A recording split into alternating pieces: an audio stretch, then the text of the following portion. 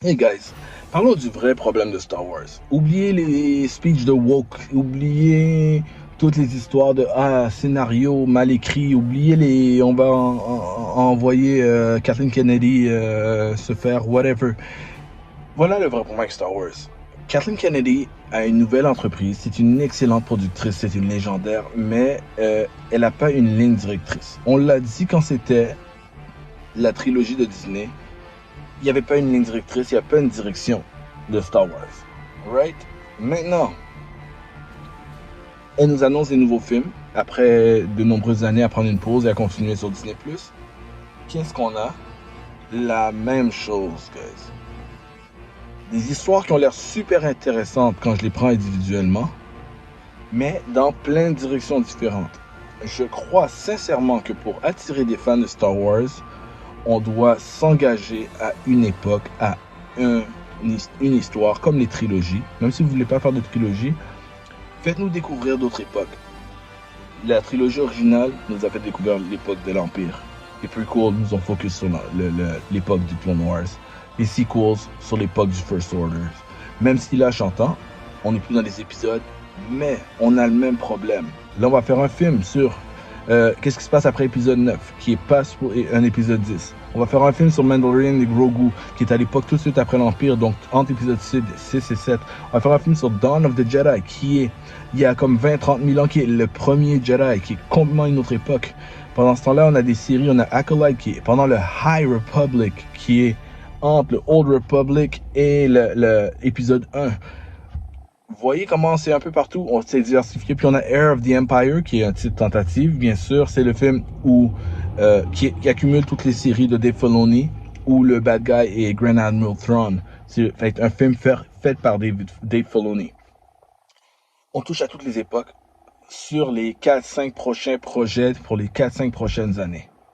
Là, mettez-vous dans la peau des fans qui ne sont pas des vrais fans, mais qui aiment bien aller voir un film au cinéma. Ils ont qu'une idée de ce qui se passe. Les films se ressemblent pas du tout. Il n'y a rien en commun entre eux. Euh, c'est pas ça Star Wars. La meilleure façon de faire découvrir Star Wars à quelqu'un, c'est de s'engager pendant à les faire découvrir une époque, développer l'époque. Vous devrez faire des séries et des films dans la même époque. Engagez-vous à faire une série et des films, disons, pendant le Old Republic, au complet. Pendant 4-5 ans, on va juste être en mode Old Republic. Après ça, à un moment donné, on va être époque future, après épisode 9. On va juste se faire série et film sur ça. Ils n'ont pas besoin de tout connecter, mais restons dans la même époque, ensemble. Au lieu d'essayer de pitcher ça un peu partout, puis là, on va expliquer comment les Jedi ont existé, puis tout ça, après, on va faire un film sur après épisode 9, on va faire un film pendant le temps de Mandalorian. C'est, personnellement, je comprends la diversité pour, oh, let's go, on va explorer, puis on va en avoir un peu pour tout le monde. La réalité, c'est que c'est pas pour tout le monde. Tout le monde, tous les fans de Star Wars regardent tout ce que vous allez sortir. C'est pas vrai qu'il y a du monde qui regarde Mando seulement parce qu'ils aiment juste cette époque-là, ou bien d'autres qui vont regarder juste. C'est pas la réalité qu'on regarde les faits. Les fans de Star Wars regardent tous les produits de Star Wars. Ils ont des favoris, ils vont se plaindre de ceux qu'ils aiment pas. Euh, donc je pense que c'est trop pitché un peu partout. Écoutons les fans. Les fans disent souvent ce qu'ils ont besoin. Et je comprends qu'il y en a qui ont aimé, puis il y a des gens qui sont contents qu'on diversifie, parce que c'est là qu'on a des belles séries comme Andor qui a osé aller plus sérieux, plus mature et tout. Mais je crois qu'on peut garder ça dans la même époque. Je crois que quelque chose comme Andor, puis quelque chose comme euh, Acolyte, disons, côté style, ces deux styles peuvent exister dans une époque similaire. Juste les personnages sont différents, les histoires sont différentes dans une époque similaire. Engageons les fans à vouloir revenir à découvrir une époque. Parce que les gens sont à peine capables de comprendre c'est quoi. En ce moment, Acolyte est sorti, les gens savent pas c'est quoi le High Republic. Et le temps qu'ils ont fini de voir Acolyte, il va y avoir Skeleton Crew, qui est une série qui, elle, se passe à l'époque de Mandalorian. Fait que là, c'est comme beaucoup plus dur pour un fan de comprendre. Mon conseil, c'est simple. S'engager à une époque de Star Wars. Une seule époque. Développer cette époque. Sortir des produits dans cette époque. même marketing-wise, ça va être meilleur parce que vous allez sortir des trucs en magasin, des jouets, des posters, tout, et les gens vont reconnaître leur Star Wars.